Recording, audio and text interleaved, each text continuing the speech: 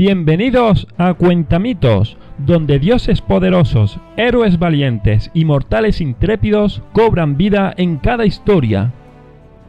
En lo más profundo del vasto universo mitológico griego, el mito de Sísifo resuena como una advertencia eterna. Una advertencia sobre los límites del ingenio humano, el poder incuestionable de los dioses y la inevitable trampa del destino. El mito de Sísifo no es simplemente la historia de un hombre astuto. Es un relato que nos confronta con la fragilidad de nuestras propias ambiciones, una reflexión sobre la lucha interminable de la humanidad contra lo inevitable. Sísifo, el rey de Corinto, no era un hombre común. Su nombre era temido y respetado tanto por mortales como por dioses. Sabía que la vida era un juego de estrategia, un tablero donde cada movimiento podía decidir entre la gloria o la condena. Desde su juventud había decidido que los designios de los dioses no dictarían su vida, y así comenzó su viaje hacia el desafío más peligroso de todos, enfrentarse a las leyes del Olimpo. Sísifo siempre había sabido que jugar con los dioses era un riesgo mortal, pero también había aprendido que en cada jugada arriesgada residía una oportunidad. El día que decidió traicionar a Zeus fue el día en que cruzó una línea que jamás podría desandar. El dios del trueno había raptado a Egina, la hija del dios del río Asopo, y la había escondido en una de las tantas islas que poblaban los mares de Grecia. Asopo, desesperado, vagaba sin rumbo buscando a su hija por todo el reino de los mortales. Sísifo, siempre atento a nuevas oportunidades, vio en el sufrimiento del dios una posibilidad. Asopo, con su poderosa figura tallada como si el mismo río fluyera a través de él, llegó hasta Sísifo suplicante. El dios del río había oído rumores sobre el rey astuto de Corinto, sobre su habilidad para resolver lo irresoluble, pero Sísifo no era conocido por su generosidad desinteresada. Antes de ayudar, pidió algo a cambio. A cambio de revelar el paradero de la joven Egina, quería que Asopo garantizara que el agua del río fluiría eterna y abundante en Corinto.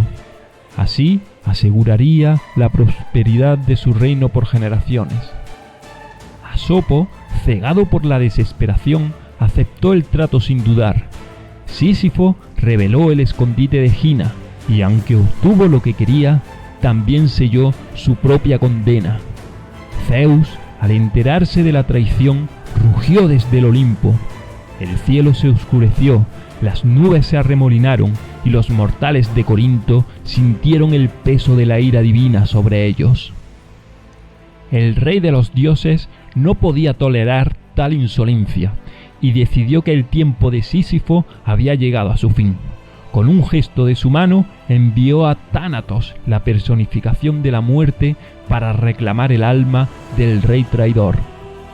Tánatos, una figura envuelta en sombras, con ojos oscuros que absorbían la luz, descendió del Olimpo. Sus pasos eran ligeros, casi imperceptibles, pero cada uno traía consigo un frío que helaba la sangre. Los mortales sabían que no había escapatoria cuando la muerte venía a buscarlos. Sin embargo, Sísifo, lejos de temblar ante la aparición de Tánatos, vio en la llegada de la muerte una última oportunidad para jugar su mejor carta. El rey recibió la muerte con una calma que habría desconcertado a cualquier otro. Tánatos, acostumbrado a ver el miedo en los ojos de los mortales, se sorprendió ante la fría compostura de Sísifo. Pero la muerte no habla, no negocia. Simplemente extendió su mano para llevarse el alma del rey. Fue en ese momento cuando Sísifo, con la voz suave y persuasiva de un hombre que había ganado muchas batallas sin alzar una espada, lanzó su trampa. «Antes de que me lleves, noble Tánatos», dijo Sísifo, inclinando ligeramente la cabeza en un gesto de aparente sumisión, «me gustaría saber cómo funcionan esas cadenas con las que aprisionas a las almas. Soy un hombre curioso, como bien sabes, y quiero entender mi destino antes de someterme a él. Tánatos, inmortal y confiado en su poder, no vio peligro en la petición del rey. Sin dudar, accedió a mostrarle las cadenas. Con una lentitud casi ritual, comenzó a explicar cómo funcionaban las ataduras que arrastraban a los condenados al inframundo. Pero mientras Tánatos hablaba, Sísifo, con una agilidad inesperada, tomó las cadenas y en un movimiento rápido y preciso las lanzó sobre la figura de la muerte misma. Las cadenas se aferraron a Tánatos con una fuerza sobrenatural, aprisionando sus brazos y piernas, y la sombra de muerte que había traído consigo empezó a disiparse. Con la muerte encadenada, algo extraordinario comenzó a suceder en la tierra. Los ancianos, a las puertas de la muerte, se aferraban ahora a la vida.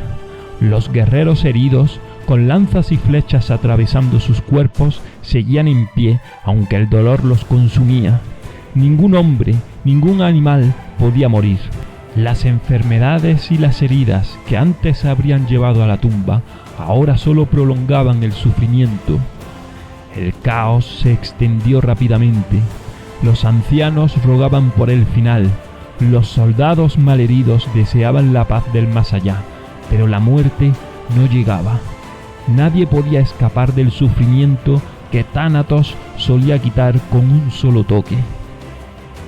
Zeus, al ver el desastre que había causado el astuto rey, comprendió que su intervención era inevitable. El Olimpo estaba agitado, los dioses discutían entre ellos. La muerte, ese ciclo necesario, había sido interrumpida y la balanza del cosmos se inclinaba peligrosamente hacia el caos. Furioso, Zeus descendió del cielo, envuelto en nubes oscuras y con el trueno retumbando a su alrededor.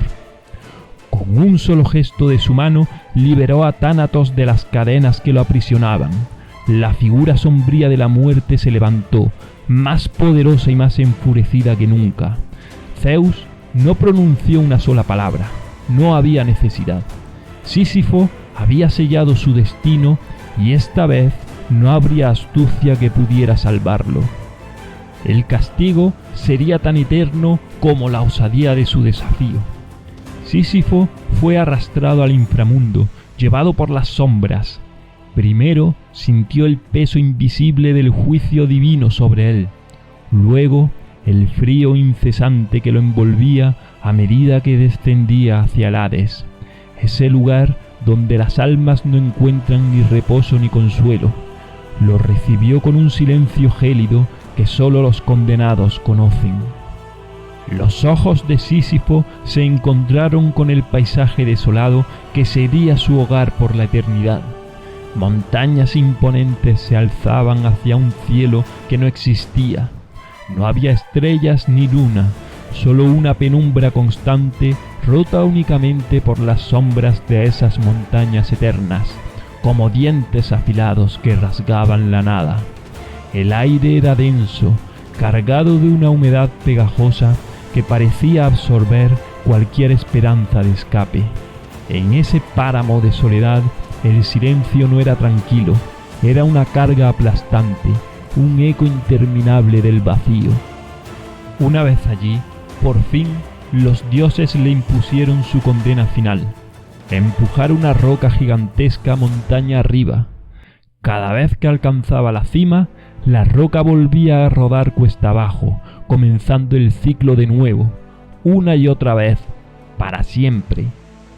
La roca que debía empujar era descomunal, más grande que él mismo, una masa de piedra que parecía fusionarse con el paisaje desolado del inframundo. Su superficie, rugosa y áspera, desgarraba las manos de Sísifo con cada empuje. Los dedos, ensangrentados y llenos de ampollas, se aferraban a la piedra con una tenacidad casi sobrehumana. Cada vez que la roca avanzaba unos metros, Sísifo sentía un ardor en los músculos, como si el peso del mundo entero descansara sobre sus hombros. El sendero que debía recorrer no era más amable. Era una cuesta empinada llena de piedras sueltas que dificultaban cada paso. El suelo era tan traicionero como el propio castigo, resbaladizo, inestable, siempre amenazando con hacerle perder el equilibrio. A medida que ascendía, el polvo se levantaba a su alrededor, envolviendo el aire pesado y sofocante. Cada respiro era un esfuerzo más, una batalla contra el agotamiento que no cedía. El sudor le corría por la frente, mezclado con el polvo del inframundo, creando surcos sucios en su rostro. El dolor se había convertido en una constante, pero no en su mayor enemigo. Sísifo, alguna vez rey de Corinto, ahora no era más que una sombra de lo que había sido. Su cuerpo, marcado por los años de gloria y poder, ahora reflejaba el peso de su castigo. Su espalda, ancha y musculosa en los días en que gobernaba su reino con astucia, se encorvaba bajo el peso de la roca. Los músculos de sus brazos, una vez fuertes y firmes, ahora temblaban por el esfuerzo incesante. Sus piernas, ahora débiles, se clavaron en la tierra. Pero aunque su cuerpo flaqueaba, sus ojos, esos mismos ojos que habían desafiado a los dioses, aún brillaban con una chispa de rebelión. A pesar de todo, lo que más atormentaba a Sísifo no era el peso físico de la roca, sino la certeza de que, sin importar cuánto esfuerzo pusiera, la roca caería nuevamente. Sabía que no importaba cuán cerca estuviera de la cima, siempre volvería a empezar desde el principio. Esa realidad aplastante era su verdadero castigo, la inutilidad de su tarea, la futilidad de su esfuerzo. El camino hacia la cima parecía interminable. A veces sentía que había pasado una eternidad en un solo tramo, pero seguía empujando. A medida que avanzaba, sus piernas temblaban, sus pies resbalaban y la roca parecía ganar peso con cada metro. Sin embargo, Sísifo no se detenía, porque detenerse sería reconocer la derrota, y él, incluso en su condena, no estaba dispuesto a ceder. Finalmente, tras lo que parecía toda una vida de esfuerzo, Sísifo veía la cima a lo lejos. Su corazón, aunque agotado, latía con una esperanza irracional. Pero la cima, ese objetivo que parecía tan cercano, se burlaba de él. Cuando la roca iba a alcanzar el punto más alto, Sísifo sentía el suelo temblar bajo sus pies. La roca, como si fuera una criatura con vida propia, comenzaba a retroceder, primero despacio, luego con más fuerza. Sísifo, desesperado, se inclinaba hacia adelante, empujando con todo lo que le quedaba, pero era inútil. La roca volvía a rodar cuesta abajo, ganando velocidad mientras él la observaba impotente. Cada golpe de la roca contra la montaña resonaba en el vacío, como un eco del fracaso eterno. Sísifo, exhausto y con las manos sangrando, se levantaba una vez más. Sabía que no había descanso, que no había salvación. El sudor que empapaba su cuerpo no tenía fin. El polvo del inframundo seguía en el aire, pero su espíritu, aunque marcado por el sufrimiento, aún conservaba un destello de resistencia. Cada vez que la roca caía, algo en él se rompía, pero también algo se fortalecía. A medida que caminaba hacia el pie de la montaña para comenzar de nuevo, ya no miraba a la roca con resentimiento. La observaba como un viejo enemigo, un adversario que le empujaba al límite, pero al que nunca le cedería la victoria total. En su lucha eterna, en su rebeldía silenciosa, Sísifo encontraba una suerte de libertad. Aunque el castigo fuera interminable, su voluntad seguía intacta. En cada empuje, en cada subida hacia la cima, Sísifo estaba reclamando su humanidad, su resistencia, porque aunque condenado a un ciclo eterno, había algo que los dioses no podían arrebatarle, su voluntad. Y así, aunque sabiendo que la roca caería una y otra vez, Sísifo continuaba y en su lucha encontraba una forma de triunfar. Como reflexión final, Albert Camus, en su famoso ensayo, nos invitó a imaginar a Sísifo feliz. Para Camus, La verdadera rebelión no radica en el éxito o la derrota, sino en la conciencia. Sísifo, completamente consciente de su destino, aceptaba su castigo con una sonrisa. Sabía que la roca caería una y otra vez, pero en el acto de empujarla encontraba su propósito. Este mito no es solo una historia de castigo, es una reflexión sobre la condición humana. En nuestras propias vidas, muchas veces enfrentamos desafíos que parecen inútiles, tareas interminables y luchas sin fin. ¿Cómo enfrentamos esas rocas que nos toca empujar? ¿Nos rendimos o encontramos un sentido en el esfuerzo mismo? La lección que nos deja Sísifo es clara. Aunque no podamos cambiar nuestro destino, podemos elegir cómo enfrentarlo.